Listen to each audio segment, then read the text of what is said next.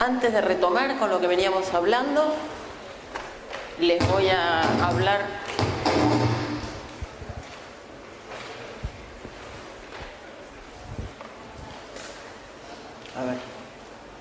ahí.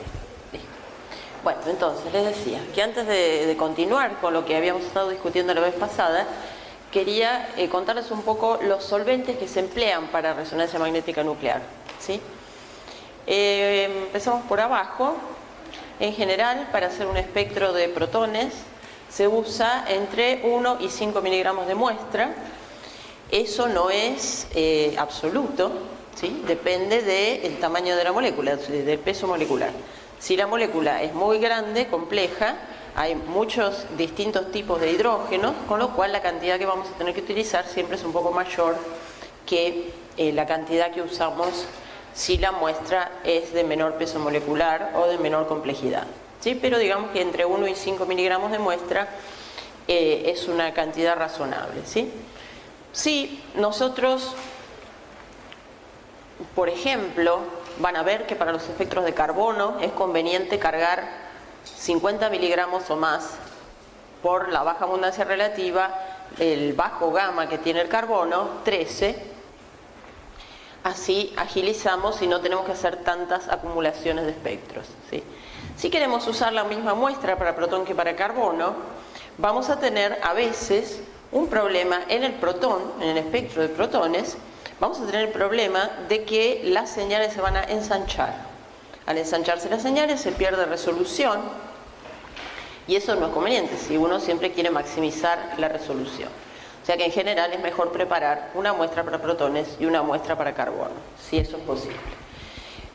Recordemos, eso es algo, una característica muy importante de la espectroscopía de RMN, que es que en principio, por lo menos, la muestra es una técnica, digamos, no destructiva, con lo cual uno puede volver a recuperar la muestra que usó para hacer el espectro, ¿sí? Eso puede parecer que no tiene demasiada importancia, pero las personas que trabajan en el aislamiento de productos naturales novedosos, esos productos naturales en general se extraen de kilos y kilos de una determinada planta, por ejemplo, y se obtienen unos poquísimos miligramos, en el mejor en un caso en el cual la concentración no es demasiado bajísima.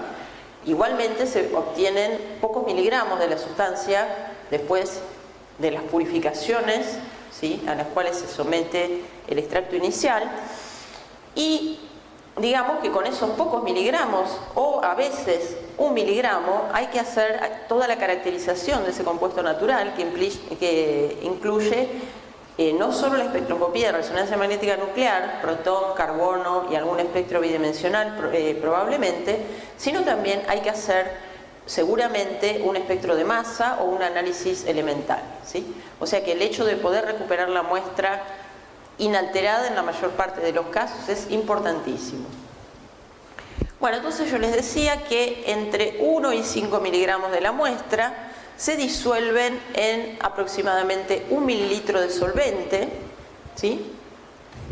Y eso se trasvasa a un tubo especial para RMN, son tubos de medio centímetro de diámetro uniforme, las paredes son tubos de vidrio, las paredes están perfectamente calibradas, son perfectamente homogéneas las características del vidrio a lo largo de todo ese tubo de RMN, que suele tener una medida más o menos así. Bueno, entonces tenemos unos pocos, supongamos que la densidad del solvente es 1, por poner un número, ¿sí? En 1 mililitro, que si la densidad es 1 será 1 gramo, ¿sí? O sea, 1000 miligramos, vamos a tener entre 1 y 5 miligramos de muestra. O sea que la muestra está en una proporción mucho menor que el solvente, ¿sí? Podría ser una relación de 1 a 1000. Eso hace que tengamos que usar solventes que no contengan protones, porque si no, la absorción de los protones de la muestra daría una señal altísima y las señales del compuesto de la muestra que nos interesa serían realmente mucho más bajas y la interpretación se complicaría o sería imposible por esta saturación justamente con la señal del solvente. Entonces, empezamos con que tienen que ser solventes deuterados. Los solventes deuterados en general se sintetizan con deuterio, ¿sí? No se hacen por intercambio en general, se sintetizan con deuterio y obviamente el precio es muchísimo más alto que el de los solventes sin deuterar, ¿sí? Otra característica que tiene que tener el solvente es que tiene que ser capaz de solubilizar completamente la muestra, ¿sí? No podemos hacer RMN de un sistema que no sea homogéneo, ¿sí? Donde haya partículas dispersas, digamos, no se puede hacer un espectro RMN en esas condiciones porque vamos a ver los efectos de un campo inhomogéneo, ¿sí?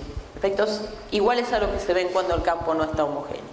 Ensanchamiento de señales y eso va a dificultar o imposibilitar la interpretación del espectro. El compuesto debe estar completamente disuelto, líquido transparente, la solución, no haya partículas en suspensión. Acá tienen algunos solventes de uso común, ¿sí? El primero, por lo menos para las muestras que se estudian en química orgánica, que en general son compuestos poco polares en relación con otro tipo de compuestos, es el cloroformo deuterado. Fíjense la fórmula: carbono, deuterio, cloro 3. Tenemos también la posibilidad de usar benceno deuterado en algunos casos. Este solvente tiene menor polaridad que el cloroformo deuterado, con lo cual probablemente haya limitaciones de solubilidad en el benceno deuterado. En general se usa en casos especiales. Algunos otros solventes que se pueden usar, más polar, la acetona completamente deuterada, el cloruro de metileno deuterado, el dimetilsulfóxido. El dimetilsulfóxido tiene mayor polaridad que la acetona, que a su vez tiene mayor polaridad que los clorados, que a su vez tienen mayor polaridad que el benceno. Y finalmente, también para muestras que sean solubles, podemos usar agua deuterada, ¿sí?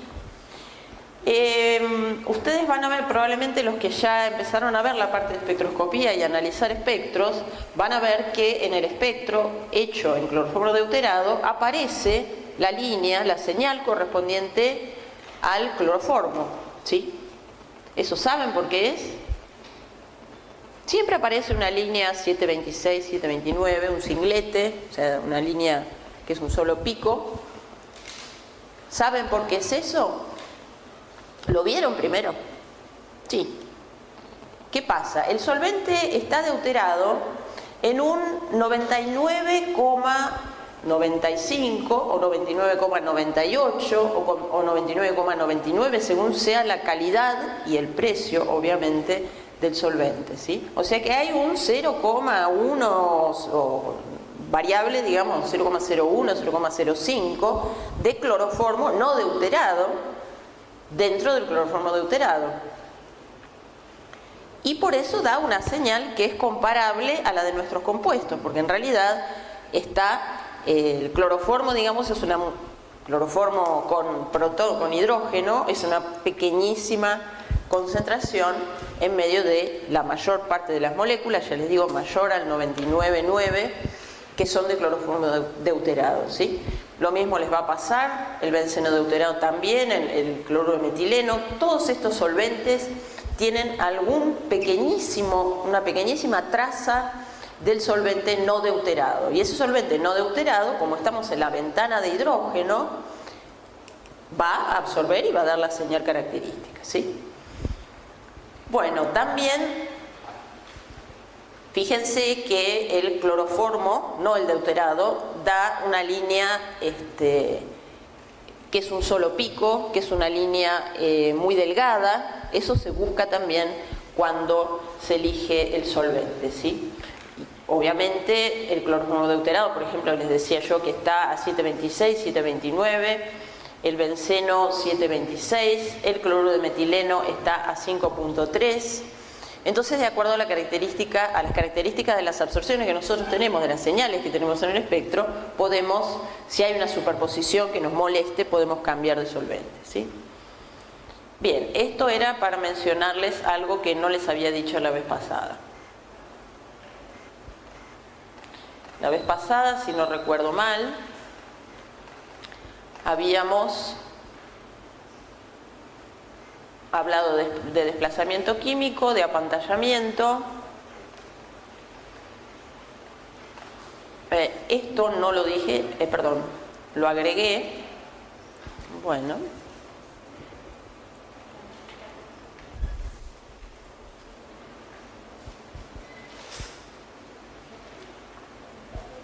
Sí. Esto lo agregué para, digamos, no había puesto yo esta escala porque estuve hablando de protección y desprotección y no les mencioné a qué le llamamos protección y desprotección en la escala de deltas en ppm, ¿sí? Lo que está cerca del tetrametilsilano, que es el 0 de la escala, son los hidrógenos que tienen mayor densidad electrónica y por eso son los más protegidos, ¿sí? O sea que si yo hablo de un efecto de protección, va a haber un desplazamiento hacia deltas más bajos. Mientras que si hablo de baja densidad electrónica, desprotección, estoy hablando de la zona del espectro de la parte izquierda, digamos, de la parte de valores de delta mayores. Hay unas expresiones que son downfield y upfield, o sea, campos bajos y campos altos, que a veces se usan, yo realmente no las uso. Esas descripciones corresponden a los equipos de onda continua, que ya hace, no me acuerdo la fecha que habíamos discutido, más o menos desde el año 70, o sea, hace muchísimos años que prácticamente no se usan, en la actualidad ya no se usan. Entonces eso tenía que ver cuando se hacían los barridos de las distintas, usando distintos valores crecientes desde B0, a qué valor aparecía la señal, a qué valor entraba en resonancia, ¿sí? Me parece que eso simplemente confunde porque está remitiendo a un experimento que no es el que estamos discutiendo, pero si escuchan eso, no se asusten, digamos, hacen simplemente la conversión. Si esta es la zona de protección, esta es la zona también en el experimento de onda continua de campos altos, y la zona de desprotección en los experimentos de onda continua se la denominaba de campos bajos. ¿Está? Bueno, esto entonces ya está listo. Habíamos hablado de las cosas que afectan, o los factores, mejor dicho, que afectan el desplazamiento químico, entre los cuales veíamos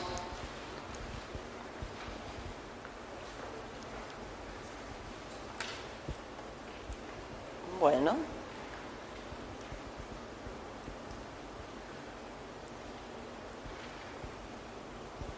ahí está. Entre esos factores estaban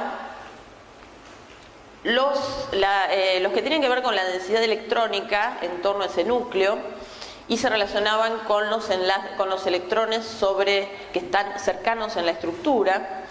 Y después habíamos hablado algo sobre los efectos de protección o desprotección debido a corrientes remotas, ¿sí?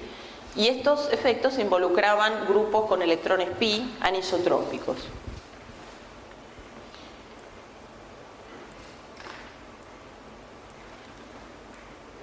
Habíamos visto la anisotropía en los alquenos, en los anillos aromáticos, el efecto que tenía, en los carbonilos, a los cuales se suma el efecto de la anisotropía en este caso se suma el efecto atractor de electrones del oxígeno, que es mucho mayor que el de un carbono, si uno lo compara con un alqueno. Habíamos visto algunos ejemplos donde se veía que no siempre la anisotropía provocaba desprotección, sino que había casos donde había... Bueno, hoy me estoy llevando mal con el pasador de transparencia. Había casos donde teníamos un efecto para los protones de la periferia, que era un efecto de mucha desprotección debido a estas corrientes de electrones pi, y teníamos los metilos ubicados, digamos, en la zona de protección de ese campo generado por la circulación de electrones pi, y evidentemente ese efecto era muy intenso porque mandaba a la absorción de estos hidrógenos a deltas negativos de alrededor de 4 ppm. Bueno.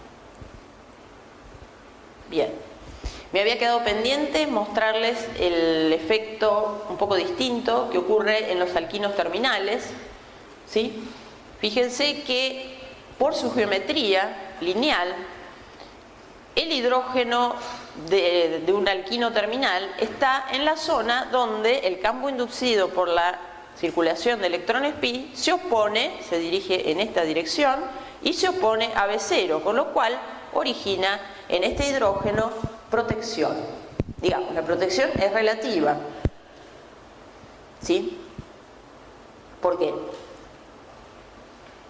O sea, ustedes esperarían, si no supieran nada de anisotropía, esperarían que ese hidrógeno apareciera igual que el del, no sé, el del metano, por ejemplo, o el del etano.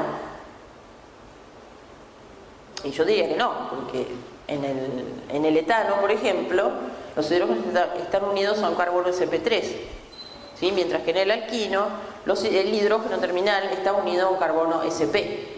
¿Qué pasa con la electronegatividad de los carbonos a medida que uno va de sp3, sp2 a sp? ¿Aumenta? Sí, y aumenta bastante. O sea que ya uno lo esperaría a unos deltas si los hidrógenos de un alqueno absorben a eso de alrededor de 5 o 6 ppm, uno esperaría del alquino todavía más hacia la izquierda, ¿sí? Desplazado hacia deltas más altos. Sin embargo, lo va a encontrar alrededor de 2, 3 ppm. ¿Sí? Y ese efecto proviene justamente de cómo son las líneas de fuerza del campo inducido por la circulación de electrones pi. Bien, después dijimos que había otros efectos, como ser los puentes de hidrógeno, la presencia de iones metálicos que según su naturaleza pueden producir efectos de protección o desprotección o efectos diamagnéticos o paramagnéticos, como a veces también los van a encontrar nombrados, ¿sí? No vamos a hablar de eso porque específicamente no está demasiado relacionado con la parte orgánica, pero sí vamos a hablar del efecto de los puentes de hidrógeno. El puente de hidrógeno es una atracción, ¿sí? Electrostática favorable, o sea, es una interacción que estabiliza y se da cuando un hidrógeno tiene que haber tres factores, digamos. El primero, un hidrógeno, o sea, un grupo que actúe como dador de puente de hidrógeno. Ese grupo tiene que tener un hidrógeno unido a un átomo lo suficientemente electronegativo y pequeño, ¿sí? Estamos simplemente repasando las condiciones del puente de hidrógeno. Bien. Este enlace hidrógeno-oxígeno está muy polarizado, ¿sí? Y por lo tanto este hidrógeno tiene una considerable densidad de carga positiva. Si estratégicamente ubicado, o sea, cercano y con la geometría adecuada, hay otro átomo electronegativo y pequeño, como podría ser este otro oxígeno, ¿sí? Ese oxígeno, el segundo, el oxígeno del carbonilo en este caso, actúa como aceptor de puente de hidrógeno, ¿sí?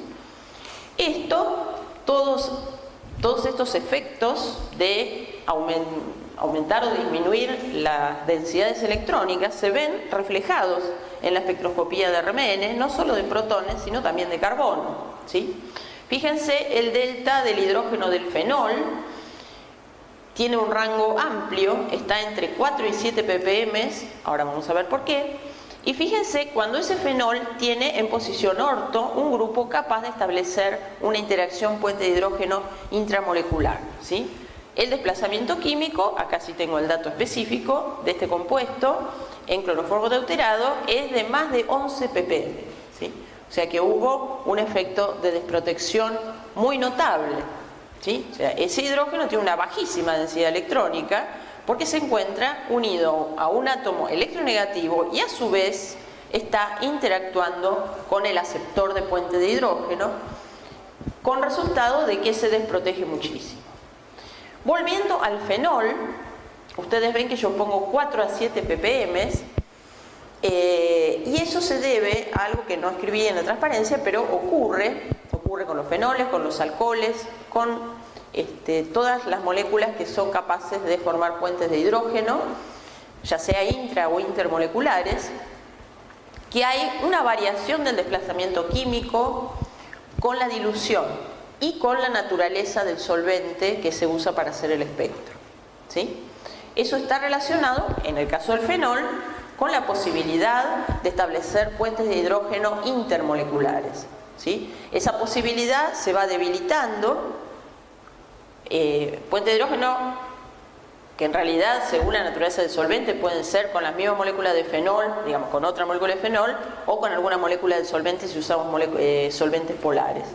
Pero bueno, todo esto nos da que, dependiendo de la dilución, que obviamente la dilución separa, entre comillas, a las moléculas, con lo cual no favorece la interacción puente de hidrógeno intermolecular. Más dilución, menos moléculas de fenol puenteado, y se ve un desplazamiento, si uno hace, digamos, el espectro de distintas diluciones del mismo compuesto en el mismo solvente deuterado, va a haber un desplazamiento paulatino de la señal del OH, y por eso ponemos un rango bastante amplio, ¿sí? Pero evidentemente el puente de hidrógeno tiene un efecto dramático, porque incluso si el fenol estuviera a 7 ppm, la formación de puente de hidrógeno intramolecular, que es la más fuerte, produce un desplazamiento de 4 y algo ppm, ¿sí? Piensen que la escala es de 10, o sea que 4 es muy importante. Bien, acá tenemos una tabla donde vemos los desplazamientos químicos de grupos funcionales comunes, digamos, ¿sí? Fíjense, hay algunas salvedades en esta tabla, que estos son valores de base que obviamente pueden ser afectados por sustituyentes en carbonos vecinos, sustituyentes electronegativos los pueden afectar, y bueno, nada más. Quiero que miren qué pasa con los carbonos primarios, secundarios y terciarios, o mejor dicho, los hidrógenos sobre carbonos primarios, secundarios y terciarios, ¿sí? Fíjense que un grupo metilo, el valor de base es de 0,9, el valor del metileno ya es de 1,25 o 1,3, y el valor del hidrógeno sobre carbono terciario ya es de 1,4 ppm, ¿sí? ¿Qué es lo que está pasando? A medida que vamos ramificando, ¿qué pasa? Sustituimos enlaces carbono-hidrógeno por enlaces carbono-carbono, ¿sí? Evidentemente, ¿qué efecto tiene? Disminuye la densidad electrónica, ¿sí? Eso tiene que ver con las electronegatividades comparadas de carbonos e hidrógenos. Los efectos no son muy dramáticos, estamos en un rango de pocas ppm, incluso ni siquiera llegamos a 1 ppm, media, ¿sí? Pero esto es algo que les va a resultar muy útil cuando tienen que predecir la forma o esquematizar cómo va a ser el espectro RMN de un compuesto, ¿sí? Si no hay sustituyentes que alteren significativamente a los carbonos, siempre los metilos van a aparecer más a la derecha, o sea, más protegidos que los metilenos, y estos que los metinos. ¿Qué más? La zona de los alcanos está entre, bueno, no sustituidos está alrededor entre 1 y 2 ppm. Ya los alquenos, por una mayor electronegatividad y por el efecto anisotrópico del doble enlace de los electrones pi, ya están en 5 a 6 ppm, y el benceno y sus derivados están, donde las corrientes estas son más importantes, ya aparecen en la zona de entre 6,5 y 8,5 ppm. ¿Sí? Eso es para que ustedes se ubiquen rápidamente cuando ven un espectro. ¿Sí? Porque algunas veces se van a enfrentar con ejercicios donde a partir del espectro tienen que obtener la estructura, ¿sí? O tienen que poder deducir la estructura. Entonces, no busquen, o sea, si no hay hidrógenos en esta zona, en torno a las 7 ppm, 6,5 a 7,5, 8, no hay aromáticos. ¿Sí? No hay hidrógenos sobre carbonos aromáticos en la molécula, no los busquen, porque no tiene sentido. ¿Sí? Por otro lado, fíjense que un halógeno o un oxígeno aportan al metileno que los contiene. El metileno tenía un valor de 1,3, ese valor se va hasta entre 3 y 4, ese es el efecto más fuerte. Más o menos, por lo menos para un oxígeno, lo que se suma en delta para metilo, metileno o metino es alrededor de 3,7, 3,8 ppm. ¿Sí? Un nitrógeno, por ejemplo, que es menos electronegativo, agrega 2,7, alrededor, digamos, de 2,7 ppm. El halógeno y el oxígeno están más o menos igual, depende obviamente de qué halógeno. El flúor va a tener un efecto mucho más dramático que, por ejemplo, el cloro o el bromo. ¿Sí? ¿Qué más? Bueno, acá tienen todas las zonas de hidrógenos que están en un carbono que tiene un oxígeno. Caso de aldehídos, está directamente unido al oxígeno, son los deltas más altos que van a encontrar. Y acá tienen hidrógenos directamente unidos a heteroátomos, y fíjense que también se da esto de que las zonas son variables porque dependen de la formación de puentes de hidrógeno. Esto es algo muy básico. Los efectos en resonancia magnética nuclear, los efectos de los sustituyentes, suelen ser más o menos aditivos. ¿Sí? ¿Qué quiere decir? Que si yo tengo un cloro, ya voy a tener un incremento del valor de base de tantas ppm. Si además hay un carbonilo en el carbono adyacente, va a haber un aporte de ese carbonilo que siempre desprotege. Fíjense, a ver si tenemos un ejemplo. Bueno, no tenemos un ejemplo. Sí tenemos un ejemplo. ¿Sí? Carbonilo en el carbono adyacente, a este metilo que estaba 1 lo desplaza a 2,1. ¿Sí? Si tenemos varios sustituyentes, va a haber una aditividad que nos va a permitir calcular con alguna aproximación los desplazamientos químicos. Ustedes van a tener, creo que sí, las usan para hacer los problemas, van a tener tablas. ¿Sí? Entonces, yo no soy amiga del uso de las tablas, pero bueno, digamos, también hay otros recursos como son los programas de simulación de espectros. ¿Sí? El uso de la tabla da valores aproximados, pero digamos, hay que aprender a usar la tabla, porque las tablas algunas son sencillas y otras son bastante complicadas. ¿Sí? Hay que fijarse cómo está hecha la tabla, si tiene un valor de base al cual se le van agregando contribuciones, o directamente ya nos da el valor con el sustituyente puesto, entre comillas, ya unido. Y bueno, las tablas para metilos, metilenos y metinos también tienen efectos, no solo el efecto de sustituyente directamente unido, sino efectos de sustituyentes sobre carbonos cada vez más alejados en la cadena. ¿Sí? Así que bueno, tiene ese inconveniente. Para una rápida ubicación en el espectro, creo que con esto les alcanza, ¿sí? Y por supuesto, práctica, o sea, ver muchos espectros, hacer muchos ejercicios, nos lleva a que cuando vemos algo que no habíamos visto, ya sepamos implícitamente toda una serie de cosas que hacen que nos ubiquemos rápido y no empecemos a plantear estructuras que son disparatadas para ese espectro.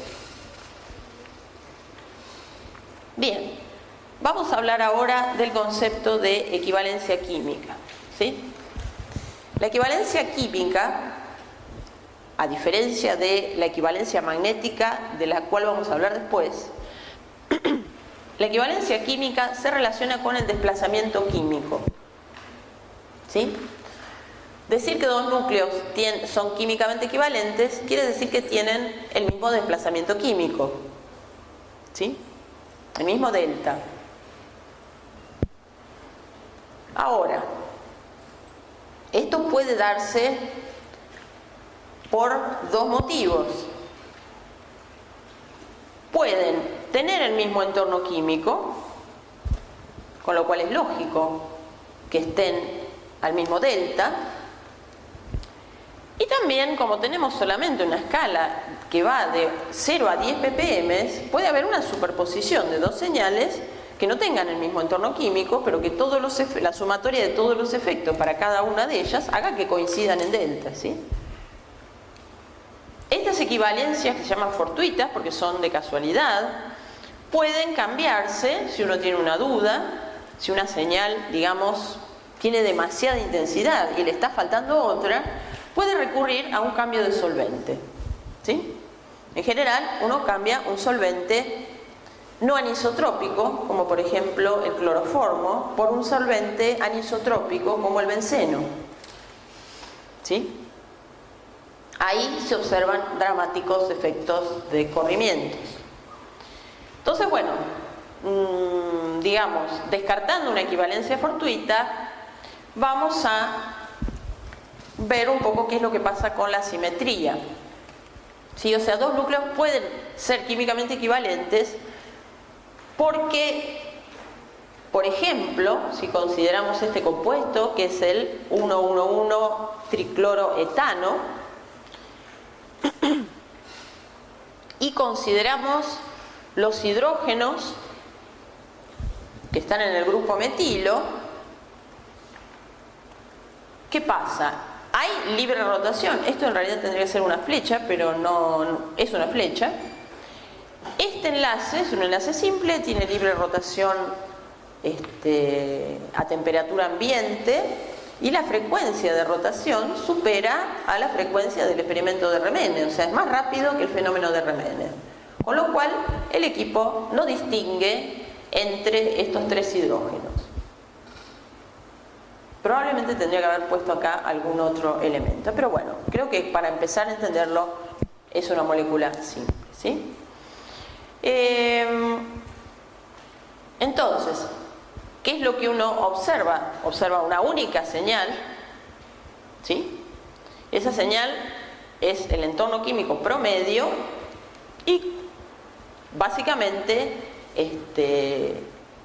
está dado por la contribución de los tres núcleos promediada.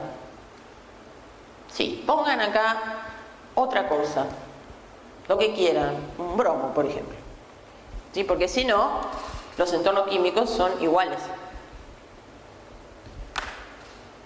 ¿Sí? Este protón ve 3 cloros en el carbono de al lado y seguramente esto tendrá una conformación anti. Así que cambien, por ejemplo, este cloro por un bromo y ahí ya lo hacemos no tan simétrico al sistema y no tan sencillito. Bueno, de todas maneras, si acá hubiera un bromo, como es, o sea, si acá hubiera un bromo y uno de alguna manera congela la conformación, el hidrógeno que está cerca del bromo va a tener un delta distinto del hidrógeno que está lejos del bromo, ¿sí? Pero al descongelar, el congelar y descongelar es entre comillas, pero tiene que ver con la temperatura, la frecuencia de rotación a temperatura ambiente, la frecuencia de rotación del enlace es mucho mayor que las frecuencias que se usan en el experimento de Remene, con lo cual vamos a ver un promedio, ¿sí? Aunque los entornos individuales en la conformación congelada no lo sean. Bueno, ¿qué más? Más allá de que pueda haber una promediación de grupos que giran rápidamente, pueden ser metilos, pero también pueden ser los metilos dentro de un isopropilo, hay una equivalencia química por simetría que tiene que ver con si la molécula presenta, por ejemplo, planos de simetría. ¿Sí? Acá hay un ejemplo hiper sencillo. ¿Sí? En el propano tenemos dos tipos de hidrógeno, los de los metilos y los hidrógenos que llamaremos B,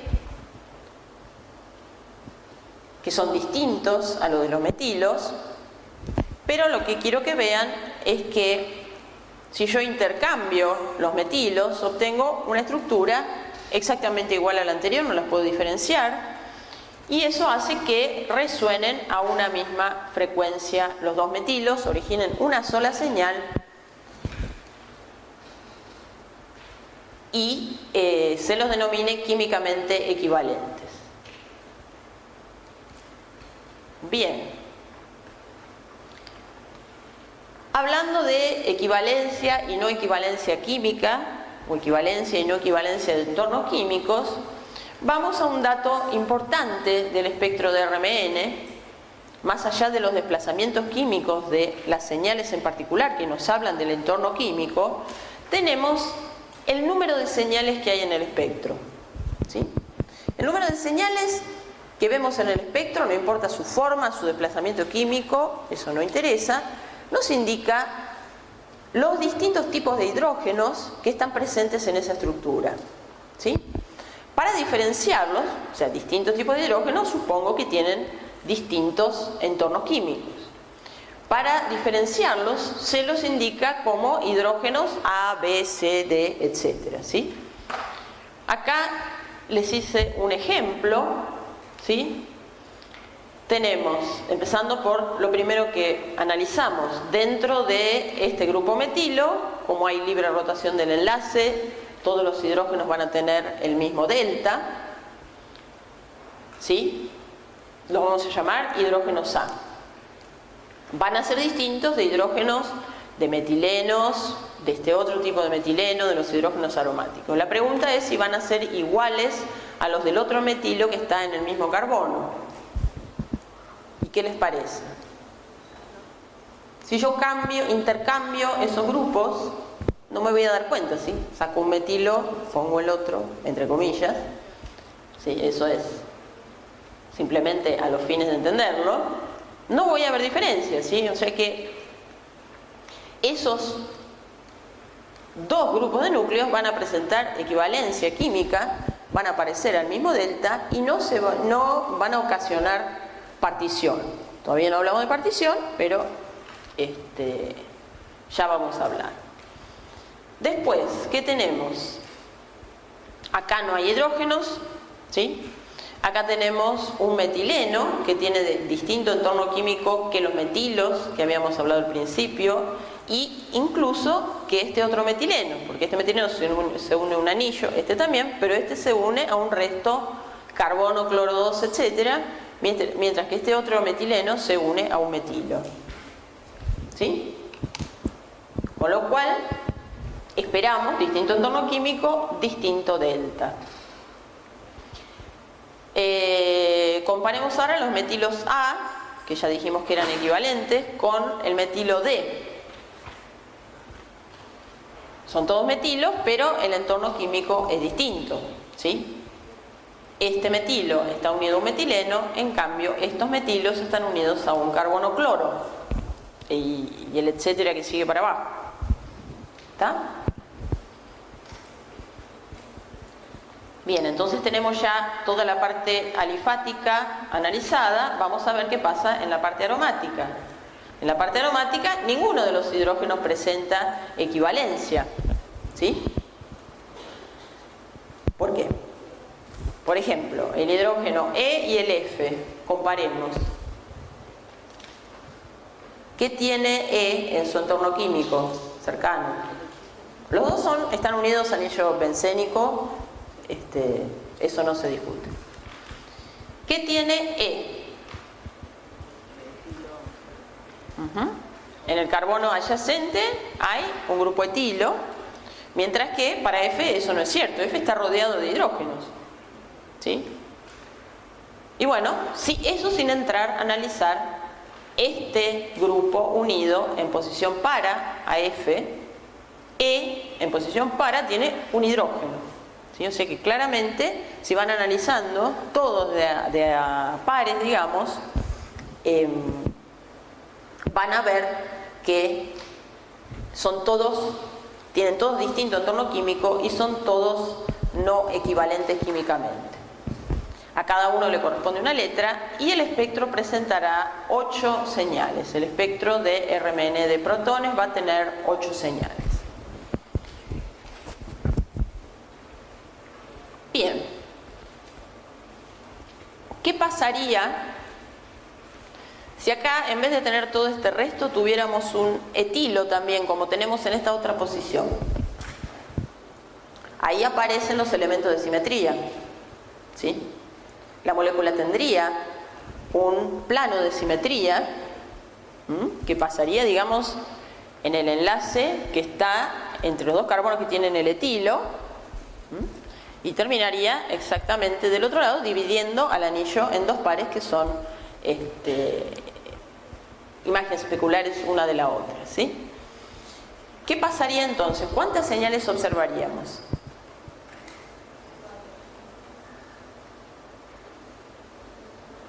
Señales de parte no aromática, ¿cuántas veríamos? 2, ¿sí? Porque va a haber 2 metilenos, pero ahora sí van a tener el mismo entorno químico, y va a haber 2 metilos que también van a tener el mismo entorno químico entre sí, diferente al de los metilenos, con lo cual originarán 2 señales. Y más o menos una cosa análoga va a ocurrir con la parte aromática, ¿sí?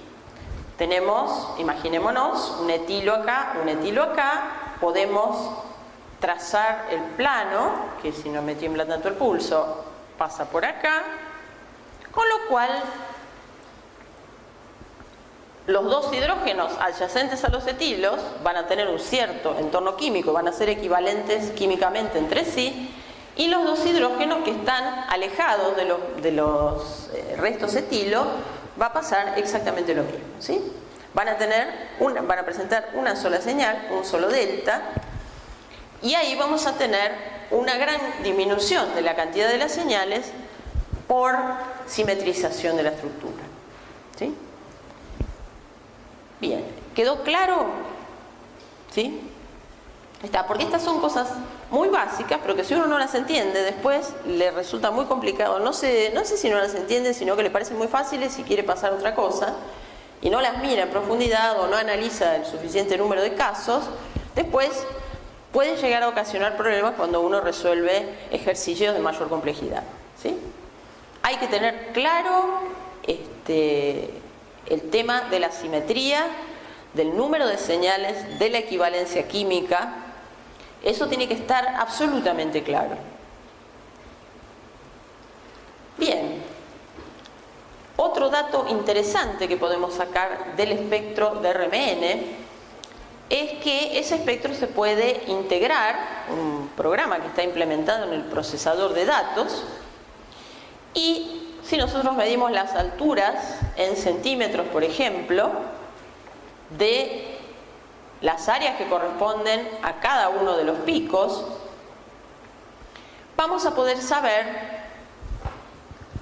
el número de hidrógenos de ese tipo que tenemos en la molécula, ¿sí? Eso es un dato útil.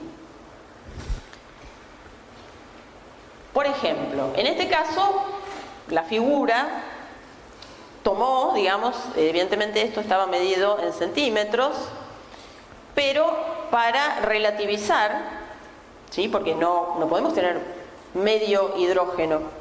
Lo mínimo que podemos tener que una señal integre para un hidrógeno. O sea, evidentemente acá están todos los valores divididos por la mitad, con lo cual hay que normalizarlo, y para normalizar se divide por el valor más bajo, ¿sí? Entonces, por ejemplo, el área que corresponde al hidrógeno A se divide por 0.5, que es el área que corresponde al hidrógeno que tiene menos área, eso nos da 6, y por lo tanto tenemos 6 hidrógenos tipo A. ¿Sí? Si hacemos la misma cuentita con los hidrógenos B, C y D, vamos a tener que tenemos 3 hidrógenos tipo B, 2 hidrógenos tipo C y un hidrógeno tipo D. ¿Sí? Acá está la estructura del compuesto y, si se fijan, coincide exactamente con lo que acabamos de decir, ¿sí? O con lo que acabamos de calcular a partir de normalizar las áreas, referirlas a la señal con el área más chica. Bueno, entonces esto también es interesante, ¿sí? Nos va dando cada vez más información sobre los núcleos que tenemos en el sistema. Pero la cosa no termina aquí, porque todavía nos falta hablar de una característica de las señales que nos da muchísima información sobre los núcleos no estamos hablando de RMN de hidrógeno, sobre los núcleos que se encuentran sobre ese mismo carbono, o sobre todo sobre carbonos vecinos. Me quedaría yo más con los carbonos vecinos.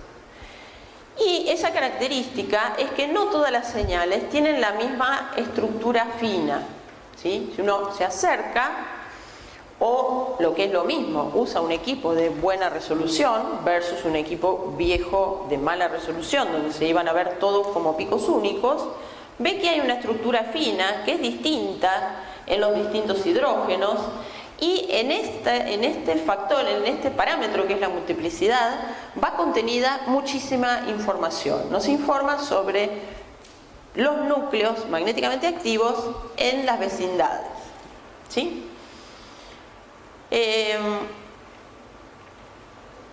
Bueno, ¿a qué se debe esta multiplicidad o partición de las señales? Porque digamos que una señal que era un singlete en ausencia de otro núcleo magnéticamente activo en un carbono adyacente, cuando ese núcleo se presenta vamos a ver que se transforma en un doblete, o sea que es como si se dividiera o se partiera en dos. Entonces, ¿se acuerdan que habíamos hablado de campo efectivo cuando hablábamos de desplazamiento químico? ¿Sí? El entorno químico, la densidad electrónica, la presencia de grupos anisotrópicos, varía el campo que efectivamente siente un núcleo, en nuestro caso un hidrógeno, ¿sí? Pero no es el único factor, ¿sí? Porque los núcleos vecinos inducen campos también, y esos campos influencian a el núcleo que estamos considerando en un determinado momento, ¿sí? Estamos estudiando un cierto núcleo, queremos saber qué efecto tienen los momentos magnéticos y qué campos hay inducidos por estos otros núcleos magnéticamente activos que se encuentren en las vecindades estructurales, ¿sí?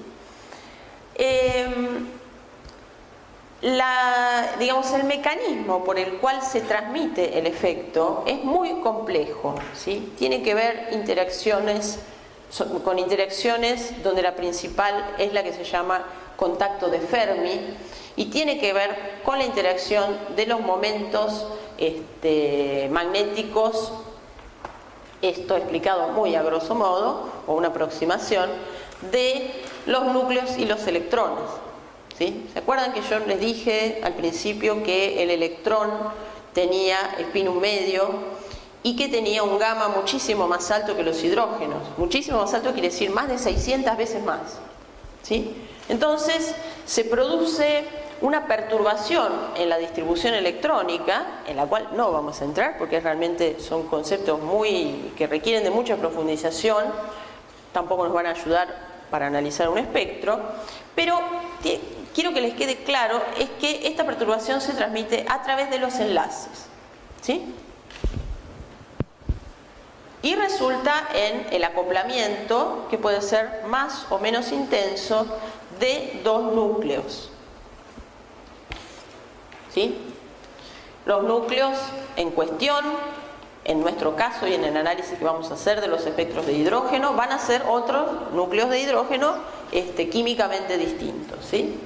pero digamos que no es ese el único acoplamiento que existe, protón-protón, sino que obviamente hay un acoplamiento entre el protón que está unido a un carbono, hay un acoplamiento carbono-hidrógeno que es fuertísimo, ¿sí? Porque la magnitud del acoplamiento, ya vamos a ver cómo se mide como constante de acoplamiento, nos da idea de la fuerza de la interacción. Interacciones fuertes producen constantes de acoplamiento muy grandes, ¿sí? Como estamos estudiando solamente núcleos de hidrógeno, bueno, nos vamos a quedar con las constantes de acoplamiento entre los hidrógenos de los carbonos vecinos y en algunos casos hasta del mismo carbono si los núcleos no son equivalentes. Vamos al caso más simple, que es, estamos estudiando u observando al hidrógeno A, con lo cual en principio podríamos pensar que estamos en la frecuencia de resonancia del hidrógeno A. Mientras tanto, los hidrógenos B, que no están en la frecuencia de resonancia, con lo cual las poblaciones no están igualadas, tienen un efecto, transmiten de alguna manera información de spin a través de los enlaces a los hidrógenos A. Los hidrógenos B pueden ubicarse paralelos o antiparalelos con respecto a B0. Acá vamos despacio. ¿Se acuerdan que cuando en condición de no resonancia, mejor dicho, fuera de la condición de resonancia, hay un pequeño exceso de núcleos orientados a favor del campo, pero ese exceso era muy pequeño y era del orden de 1 en 10 a la menos 5, ¿sí? O mejor dicho, 10 a la menos 5. ¿Qué quiere decir? A los efectos macroscópicos, digamos que aproximadamente la mitad de los espines B van a estar en estado alfa y la mitad de los espines B van a estar en estado beta, porque la diferencia en número es muy baja, ¿sí? Como no están en la condición de resonancia, no están exactamente iguales, pero nosotros no podemos percibir esa pequeña desigualdad, porque lo que estamos mirando no es la resonancia del hidrógeno B, sino la resonancia del hidrógeno A, y qué consecuencias tiene la presencia de B en la frecuencia de resonancia o en el tipo de pico que va a dar el hidrógeno A, ¿sí? Entonces hay aproximadamente mitad y mitad, podríamos decir que son prácticamente iguales y no podemos distinguir entre esas dos poblaciones, con lo cual los campos inducidos por uno y por otro van a ser distintos y van a tener un pequeño efecto sobre el hidrógeno A, ¿sí? Con lo cual decimos que los hidrógenos A y B están acoplados y la consecuencia sobre el hidrógeno A es que su resonancia se divide en una señal que es un doblete, que tiene dos ramas, con lo cual es un doblete, cuya intensidad relativa es 1 a 1, es igual, ¿sí? Acá hay un ejemplo concreto, sí, bastante concreto, es el 1,2,3 tribromoetano. ¿Y qué tenemos? Estamos analizando ahora qué les pasa a los hidrógenos B en ausencia y en presencia del hidrógeno A. O sea, este acoplamiento es recíproco, ¿sí? Si A está acoplado con B, B está acoplado con A. Y eso es ineludible y la magnitud del acoplamiento va a ser exactamente la misma, ¿sí? Cuando veamos constante de acoplamiento vamos a ver que la J, así se llama, AB es siempre igual a la JBA, porque es una interacción entre dos hidrógenos. Entonces, tenemos los hidrógenos B, que son químicamente equivalentes, ¿sí? Porque tienen el mismo entorno químico, si los intercambio realmente no veo ninguna diferencia. Tenemos ahora el que está influyendo es el hidrógeno A, que puede estar en estado paralelo a B0 o antiparalelo, ¿sí? En el primer caso refuerza a B0, o sea, se adiciona a B0, y en el segundo caso se opone a B0, ¿sí? O sea que el campo efectivo que siente la señal de los hidrógenos B, ¿cómo va a ser acá? Cuando el hidrógeno A, o para los hidrógenos A que están paralelos. campo efectivo va a ser mayor o menor al B0.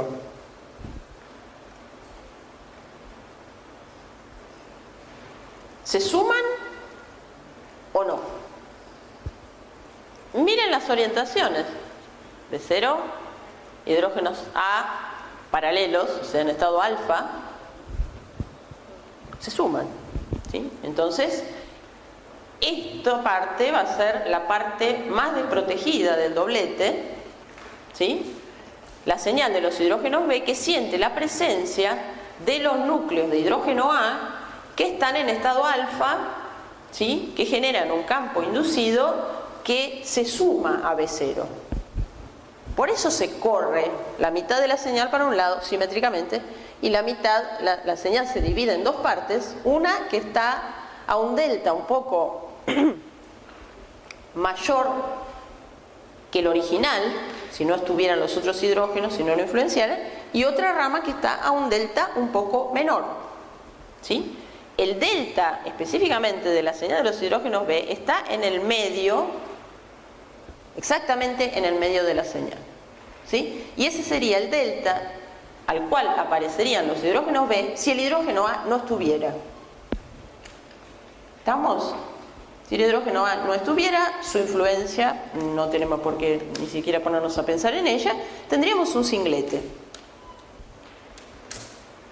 Cuando aparece en la estructura el hidrógeno en el carbono vecino, ocurre todo este mecanismo, como les dije, se generan campos, pequeños campos inducidos, que más o menos la mitad refuerza a B0 y más o menos la mitad se opone a B0, con lo cual la resonancia se divide en dos, simétricamente en torno al valor de delta que tendría si el hidrógeno A no existiera.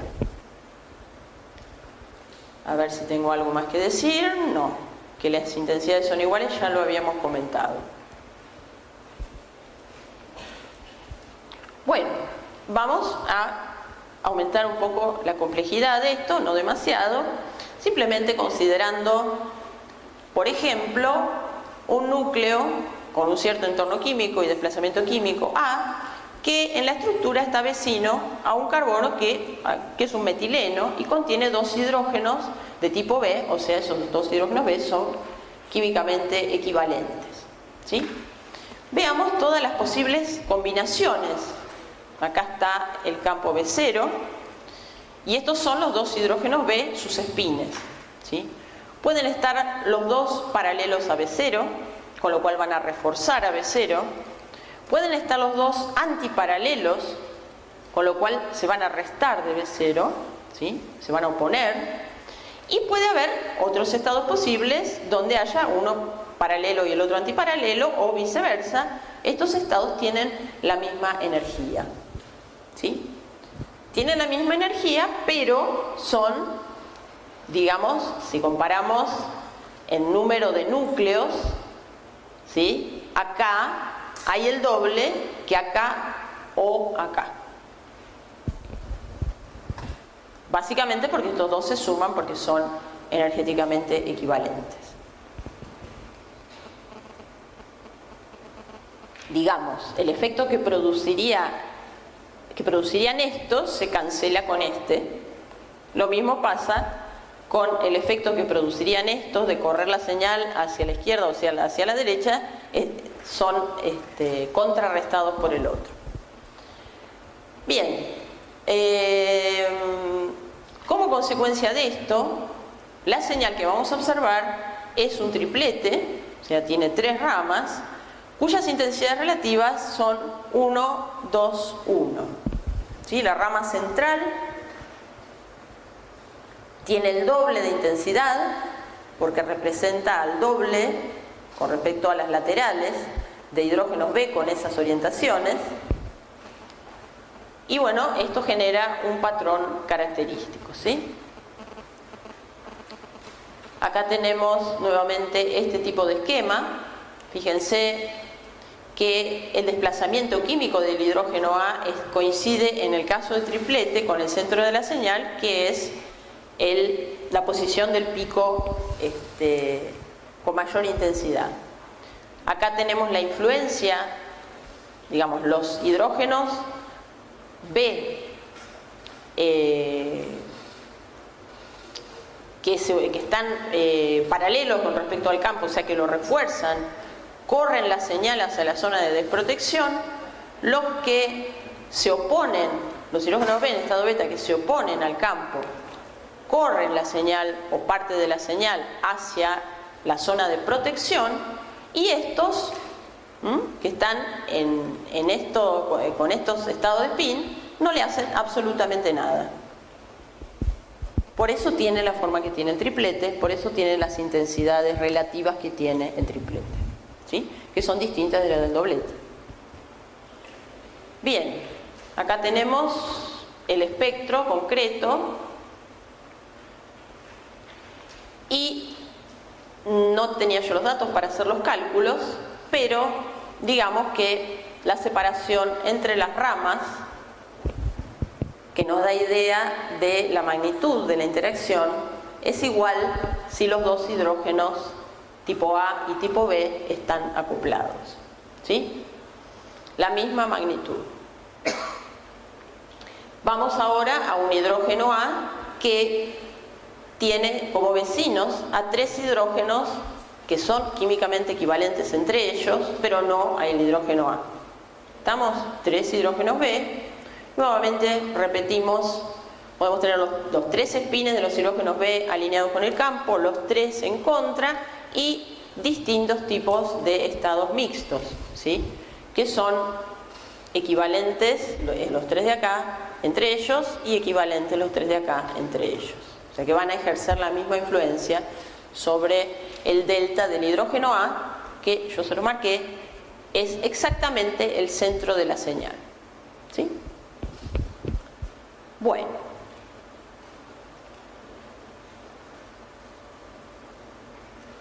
acá tienen el espectro del etanol, ¿sí? Fíjense que acá se vuelve a ver el tema de la magnitud, si bien todavía no vieron cómo calcular las constantes de acoplamiento. Creo que algo más quería decirles sobre esta transparencia, pero no me lo acuerdo, en todo caso después volvemos. Bien. Para los sistemas de una complejidad, digamos, baja, podemos predecir la multiplicidad sin tener demasiadas ayudas, ¿sí?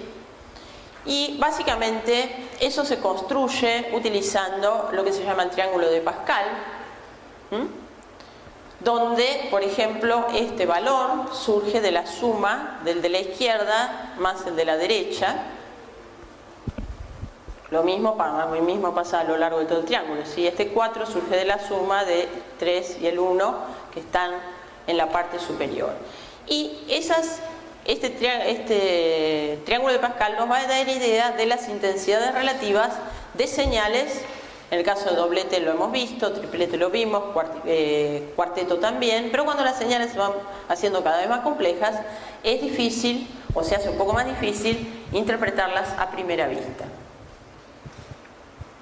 Entonces, bueno, si uno quiere saber si realmente está en presencia de un septeto o hepteto, como se lo suele conocer, no solo tiene que haber, la señal tiene que tener 7 ramas, sino que además las intensidades relativas descriptas o predichas a partir de utilizar el triángulo de Pascal tienen que cumplirse, porque si no puede haber superposición de 2 señales, puede haber toda una serie de cosas que no se corresponden con un núcleo partido por otros 6 núcleos equivalentes, que es lo que daría el hepteto, como vamos a ver.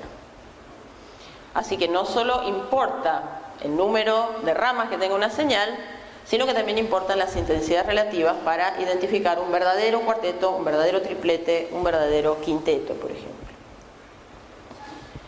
Bien. Entonces, sigamos hablando sobre los acoplamientos.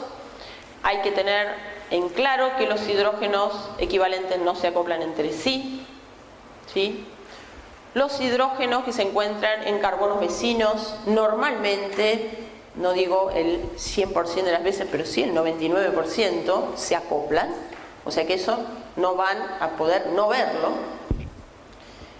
Lo que sí puede pasar es que la magnitud del acoplamiento, que se va a medir en la constante de acoplamiento J, sea muy baja. ¿Sí? Si yo tengo una constante de acoplamiento J muy baja, como puede ser la de un aldehído, por ejemplo, el CH de un aldehído tiene una constante de acoplamiento muy baja, justamente por la electronegatividad del carbonilo. ¿Sí? Eso no tiene por qué saberlo, pero se los cuento para que sepan de dónde sale. Entonces muchas veces la constante es inferior a 1 Hz, con lo cual en realidad el espectrómetro no llega, según la resolución que tenga, no llega a resolver como 2 picos y parece un pico ancho. ¿Sí? Pero es un caso especial donde el acoplamiento existe, pero la magnitud es baja y eso no nos permite observarlo, pero los hidrógenos en carbonos no adyacentes, en carbonos adyacentes sí se acoplan, ya les digo, en el 99 y pico de los casos. También puede haber acoplamientos con hidrógenos no adyacentes. ¿Sí? Ese acoplamiento se suele dar en sistemas conjugados. ¿Por qué? Porque a través de los electrones pi también puede haber una transmisión de información de spin, no ya del carbono que está al lado, sino de carbonos que están, vieron que es enlace simple, enlace doble, se transmiten los efectos y también puede haber transmisión de información de spin. ¿Sí? Eso es lo más usual. Con los carbonos no adyacentes, en general no, o no detectablemente, pero a veces hay acoplamientos y eso suele pasar cuando hay dobles enlaces conjugados. No es el único caso, pero es uno de los casos. ¿Qué pasa?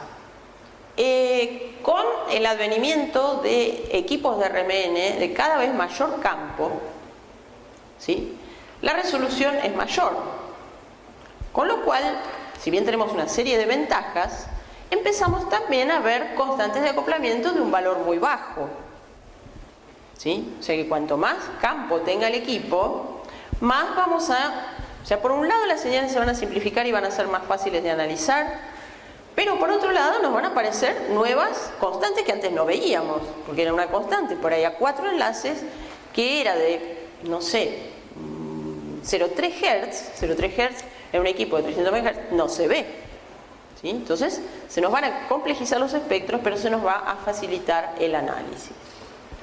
Por último, los hidrógenos geminales, o sea, los que hasta ahora hablamos de hidrógenos vecinales en este caso, no adyacentes, y ahora hablamos de hidrógenos geminales, que son los que están sobre el mismo carbono,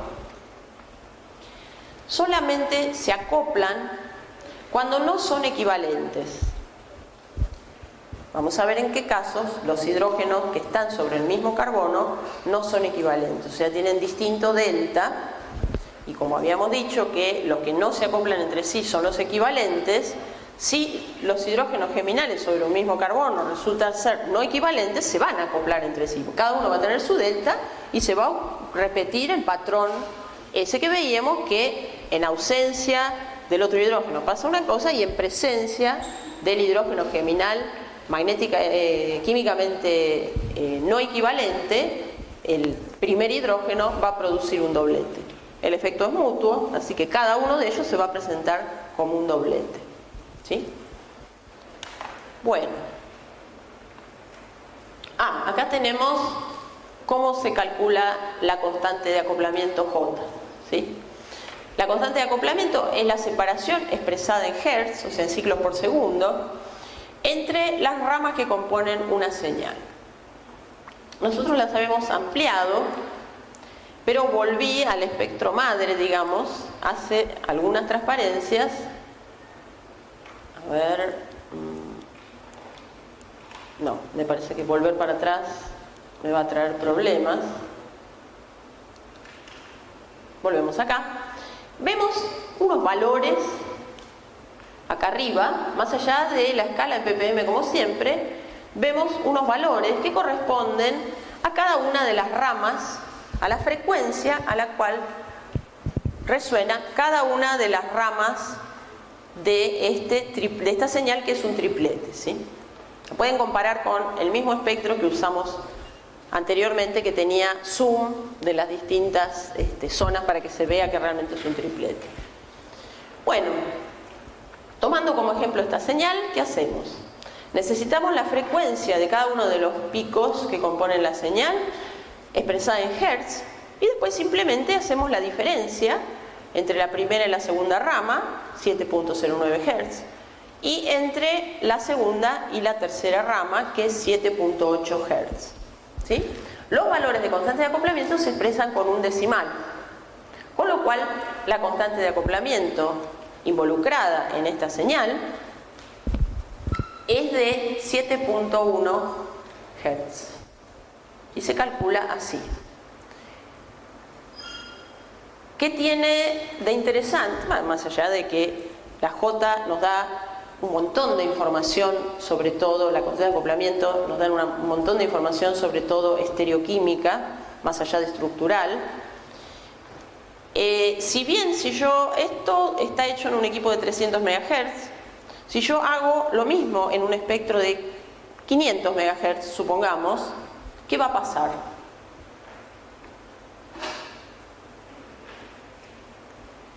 Simplemente va a haber, estos valores no van a ser los mismos, ¿sí?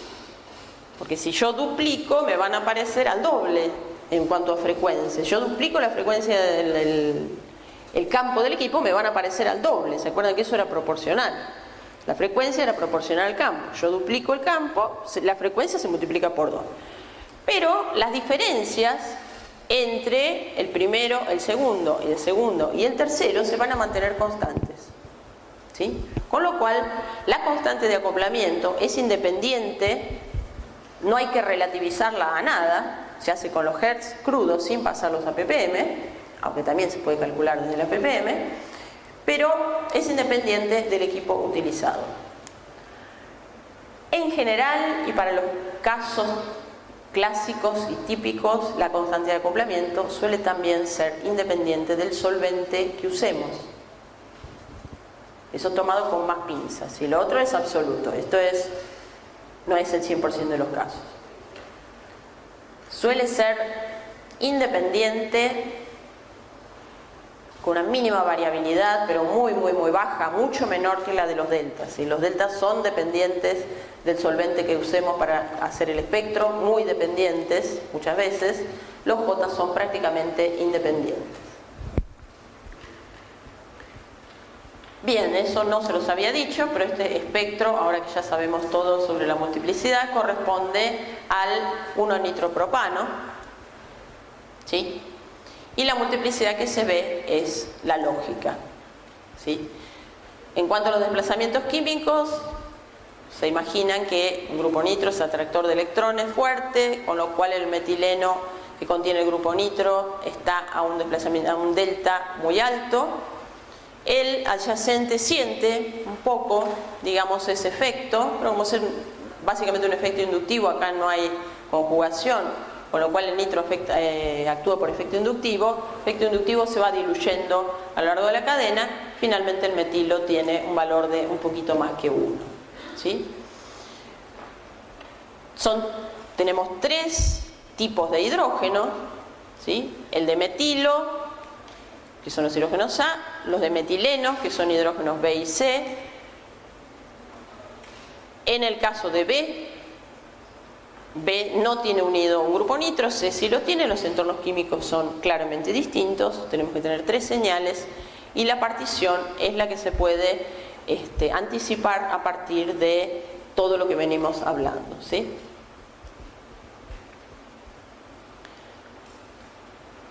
Bien, acá tenemos en esta tabla algunos valores.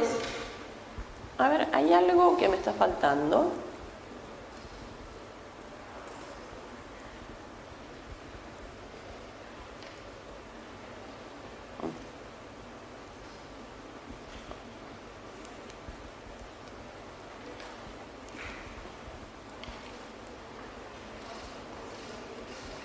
Bueno, parece que voy a tener que ir a recurrir al mouse.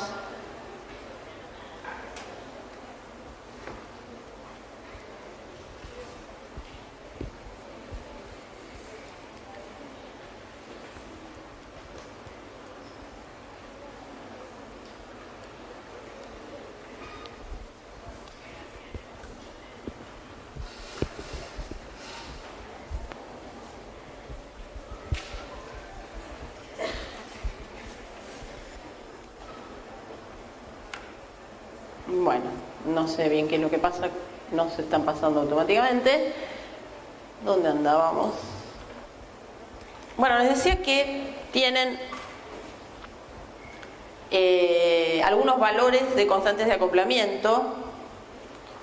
Fíjense que para las cadenas con libre rotación, o sea, para los compuestos lineales, el J suele ser de aproximadamente 7 Hz y suele ser bastante homogéneo, ¿sí? O sea que probablemente un hidrógeno que tenga un metilo de este lado y un etilo de este otro, un etilo no, por ejemplo un isopropilo, se va a comportar, las constantes que producen el de la izquierda y el de la derecha sobre el del centro van a ser muy semejantes a 7 Hz y bastante homogéneas entre sí.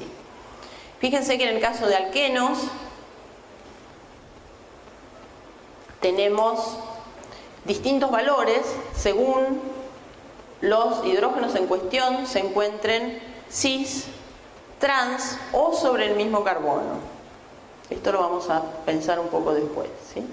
Que cis y trans tengan distinto entorno químico no tendría por qué llamarle la atención a nadie, porque supongamos que acá hay un átomo de bromo, otro átomo de bromo, no, un cloro, un bromo y un cloro, y nuevamente acá un bromo y un cloro, los dos son estereoisómeros.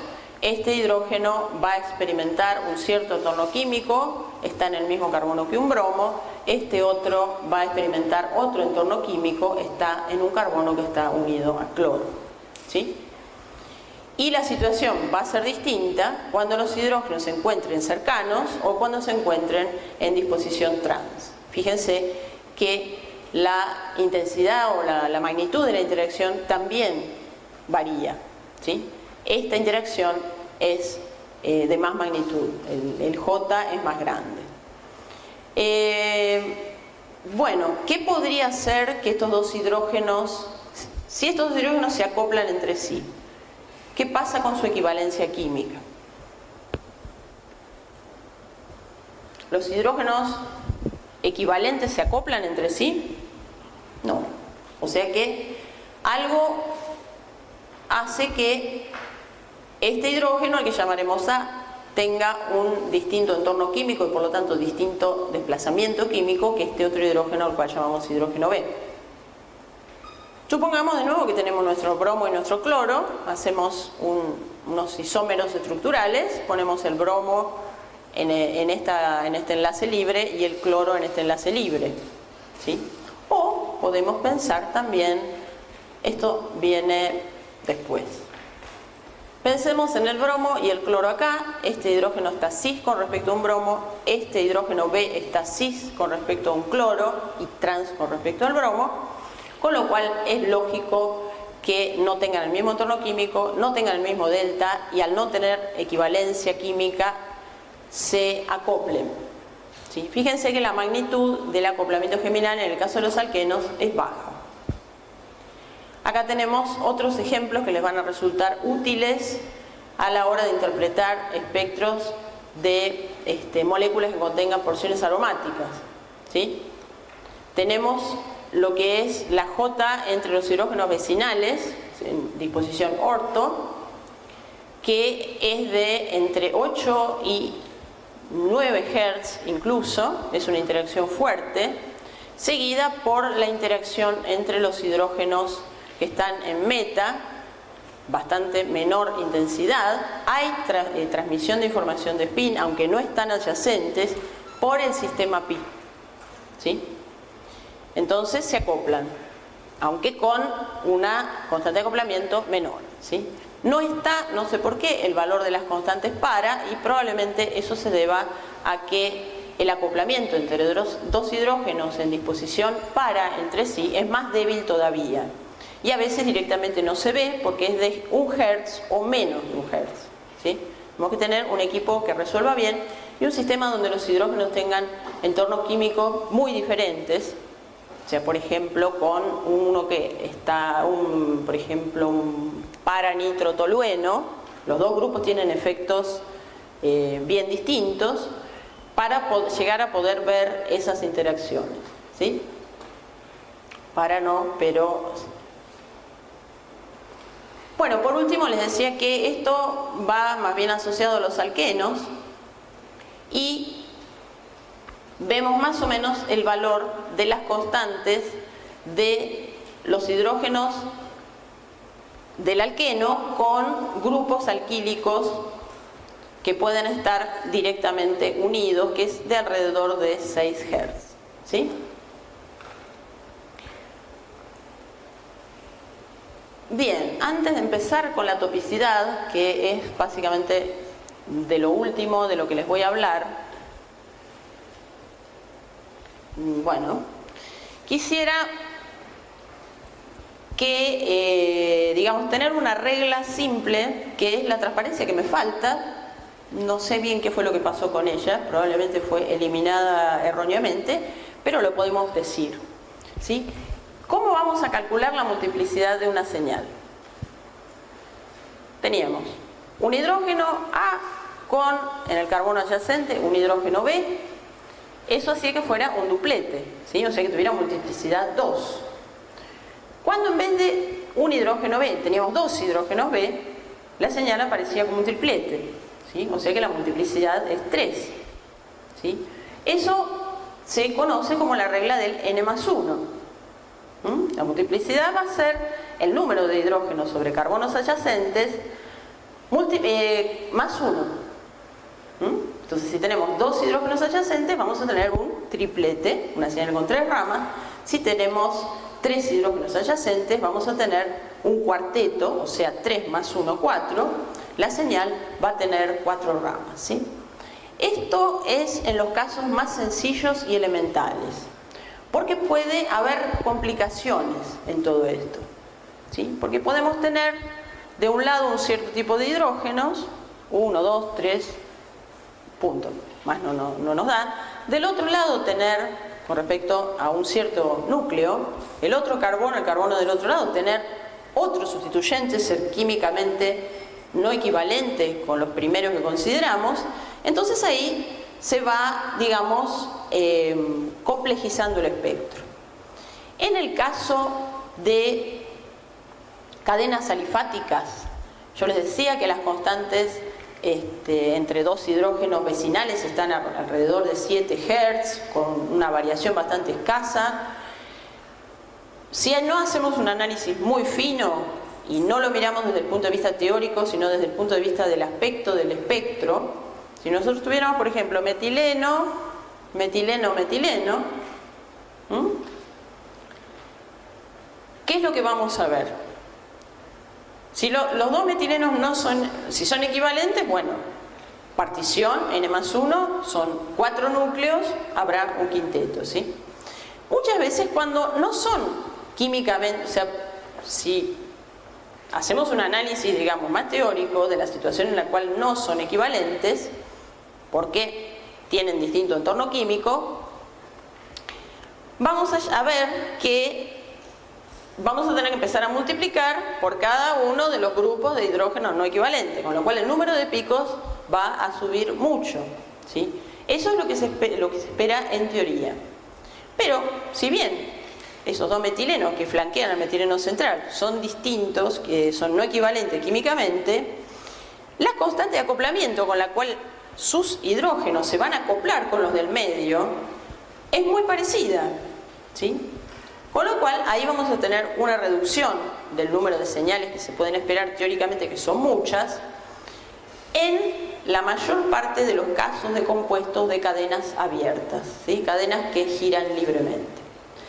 No los grupos que ocasionan partición de una cierta señal no son químicamente equivalentes, pero se acoplan a esa señal con la misma J, o sea que el resultado es el mismo.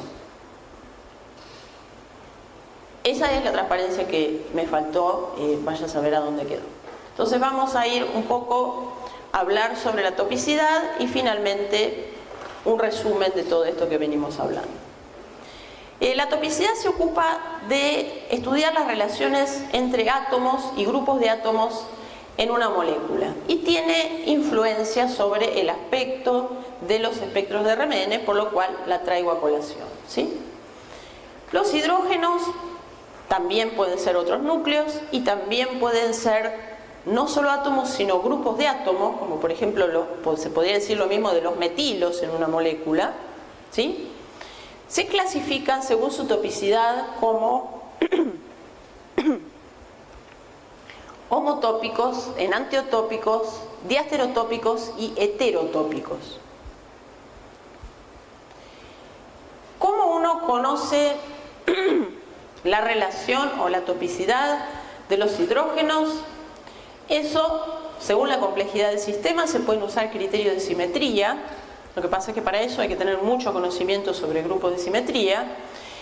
En general, los químicos preferimos usar el test de sustitución, que consiste, uno tiene un par de hidrógenos que quiere ver si son homotópicos, diastereotópicos, heterotópicos, etc. Entonces compara, lo que hace es reemplazar en la estructura por turnos uno de los hidrógenos por un grupo X, ¿sí? Eso es un reemplazo teórico. Entonces, vamos a ver cuando vean las estructuras que cuando yo hago este reemplazo, en el caso de hidrógenos homotópicos, obtengo dos estructuras que son indistinguibles, ¿sí? Esos hidrógenos van a tener el mismo desplazamiento químico y son a todos los fines equivalentes, ¿sí? Si la estructura es un poco menos simétrica y yo hago el reemplazo por turnos de esos hidrógenos por un grupo X, voy a obtener estructuras enantioméricas, ¿sí? Pero los enantiómeros tienen las mismas propiedades físico-químicas, salvo las que involucran interacción con algún tipo de medio quiral o ya sea un agente físico-químico, etc. ¿Sí? Entonces los desplazamientos químicos de los hidrógenos enantiotópicos van a ser iguales, con lo cual van a originar una sola señal. Si seguimos desimetrizando, vamos a ver ahora con los ejemplos, vamos a ver que al hacer este reemplazo de uno de los hidrógenos o de otro de los hidrógenos, nos van a resultar dos estructuras que son diastereoisoméricas, ¿sí? Y ahí van a aparecer los hidrógenos no equivalentes. Los hidrógenos geminales, los que están sobre el mismo carbono, se van a hacer no equivalentes porque los entornos ya dejan de ser iguales, porque hay algún elemento de asimetría en la molécula. Finalmente llegamos al caso extremo, que es la no equivalencia clásica. Son los hidrógenos heterotópicos, donde cuando uno hace el famoso reemplazo por turno de los hidrógenos por un grupo X, obtiene directamente estructuras que son isómeros estructurales, ¿sí? Esos no tendríamos demasiadas dudas sobre si son equivalentes o no. No son equivalentes, no tienen el mismo entorno químico y originan dos señales y se acoplan entre sí. Acá tienen los ejemplos, ¿sí? Tenemos el compuesto que estamos analizando, los dos hidrógenos en cuestión. Queremos saber cuál es su relación. Reemplazamos a uno de ellos, el que está hacia adelante, por un grupo X, reemplazamos al otro y vemos que obtenemos dos estructuras que no podrían diferenciarse, ¿sí? Las dos son química y estereoquímicamente iguales, con lo cual estos hidrógenos son homotópicos, tienen el mismo delta y por supuesto no se van a partir. Ya si desimetrizamos un poco, vamos a tener que está bien. Sí, si desimetrizamos un poco con este tipo de estructura que tiene hidrógenos que no son enantioméricos pero son proquirales, como se suele decir, reemplazamos al que está hacia adelante por X, al que está hacia atrás por X y obtenemos un par de enantiómeros, ¿sí? De ahí sacamos la conclusión de que los hidrógenos son enantiotópicos, pero como los entornos químicos de este y de este son imágenes especulares, el desplazamiento químico neto es igual. O sea que estos presentan equivalencia, estos presentan equivalencia. Vamos a desimetrizar todavía un poco más, ¿sí? Vamos a introducir un centro quiral en el medio de esta estructura, un carbono con un centro quiral, Y vamos a reemplazar alternativamente el hidrógeno de adelante por el grupo X y el hidrógeno de atrás por el grupo X, y vemos que obtenemos un par de diastereoisómeros, porque la configuración del carbono quiral preexistente no cambió, ¿sí? Mientras que, bueno, esos hidrógenos diastereotópicos, ¿sí?, este hidrógeno y este hidrógeno van a ser uno de los casos donde hidrógenos sobre el mismo carbono presentan distinto desplazamiento químico y se acoplan entre sí, originando un doblete para cada uno de ellos. A influye sobre B, B influye sobre A, ¿sí? Perdón si me extendí un poco, pero ya terminamos. Bueno, finalmente les decía, el caso de los hidrógenos heterotópicos ya a esta altura no nos ofrece ninguna duda, pero si queremos aplicar el criterio, reemplazamos alternativamente uno o el otro por un grupo X y acá ya obtenemos isómeros estructurales, ¿sí? Bien, faltaba algo más.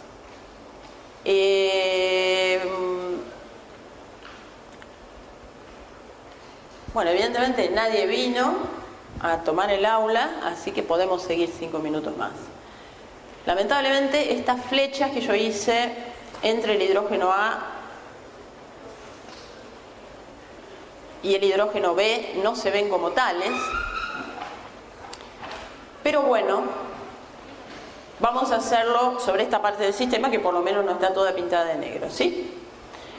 Yo había escrito, creo que el paranitrotolueno, por una cuestión de simetría, ¿sí?, desde el punto de vista de la equivalencia química teníamos hidrógenos orto, en principio químicamente equivalentes entre sí, e hidrógenos meta con respecto al metilo, equivalentes químicamente entre sí. Vamos a hablar de algo que es un poco más complicado que la equivalencia química, y es la equivalencia magnética. Y la equivalencia magnética se relaciona con la partición, ¿sí?, con el J, con el acoplamiento. Básicamente, si yo quisiera saber si estos dos núcleos son magnéticamente equivalentes, lo primero que tendría que ocurrir, y si no, no voy a analizar nada, es que sean químicamente equivalentes. Si son químicamente no equivalentes, ni siquiera nos planteamos si son magnéticamente equivalentes o no. No tiene sentido el planteo. Son núcleos con el mismo entorno químico que podemos chequear a ver si son, además de químicamente equivalentes, magnéticamente equivalentes. Para eso tenemos que analizar sus acoplamientos con el resto de los espines que hay en la molécula, ¿sí?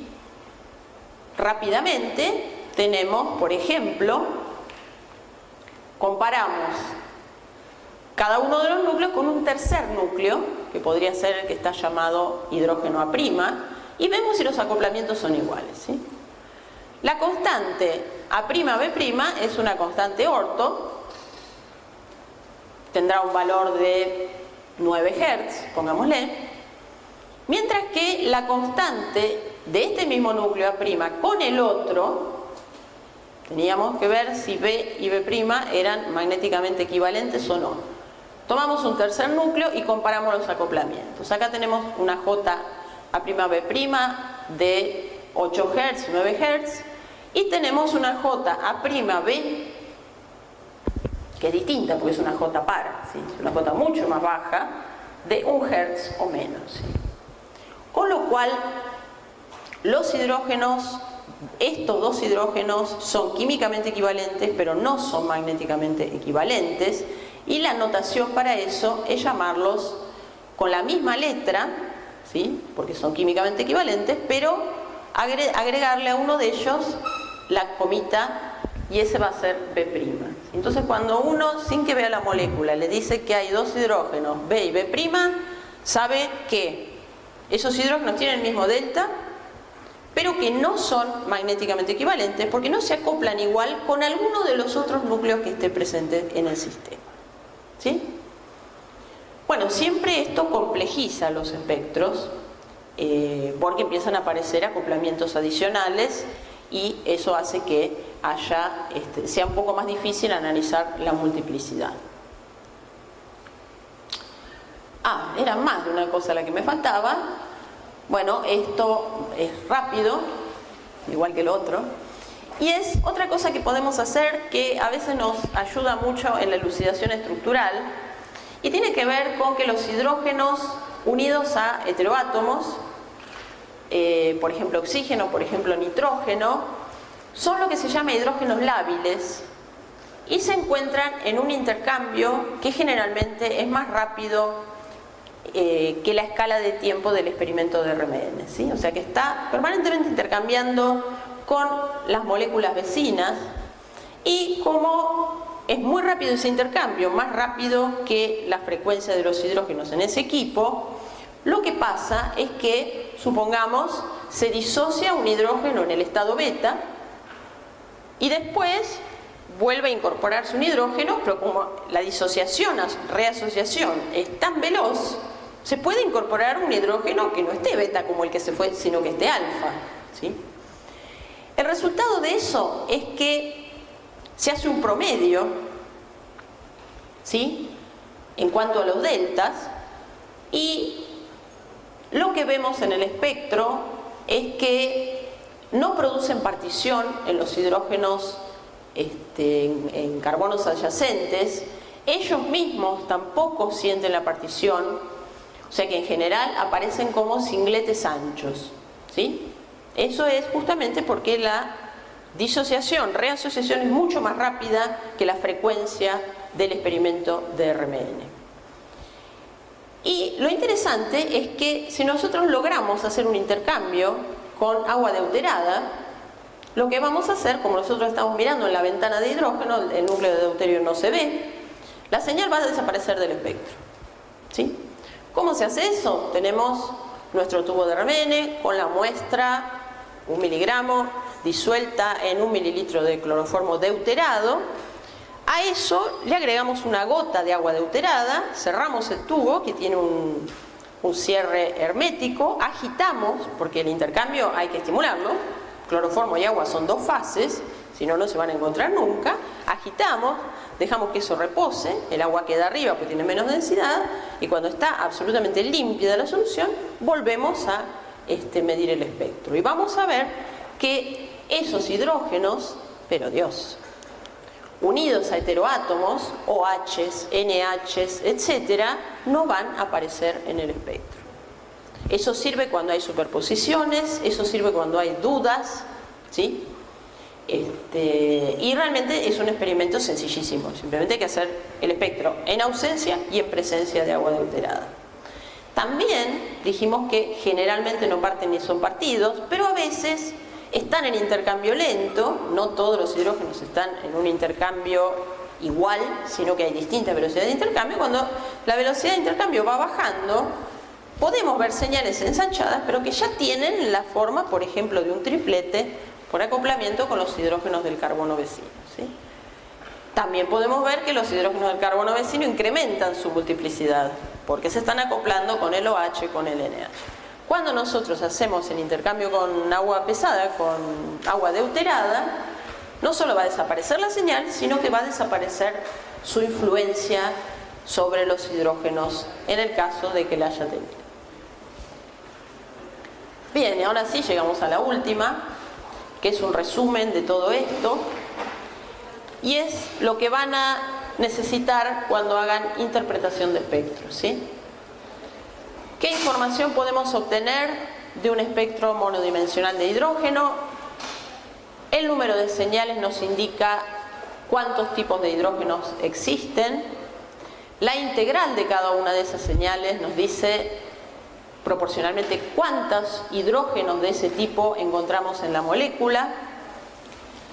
El desplazamiento químico nos da idea del entorno químico, con lo cual nos damos idea de presencia de sistemas aromáticos, electrones pi, grupos dadores o atractores de electrones por efectos inductivos o mesoméricos, ¿sí? Finalmente, la multiplicidad de cada señal nos habla de los hidrógenos en carbonos vecinos. La constante de acoplamiento, de la cual no hablamos tanto, nos da alguna información estereoquímica, si lo ejemplificamos con los alquenos cuando los hidrógenos se encuentran en cis o en trans. Y por último, la posibilidad de hacer intercambio con agua deuterada nos permite estudiar sistemas que contienen hidrógenos lábiles, o sea, hidrógenos unidos a heteroátomos. Bueno, disculpen porque me alargué, pero este es el último teórico de hidrógeno. En el próximo van a empezar a hablar de espectros de carbono 13. El material lo voy a poner, tengo que corregir, me faltaba esa transparencia del N+1, pero lo voy a poner en el campus cuando esté corregido y terminado.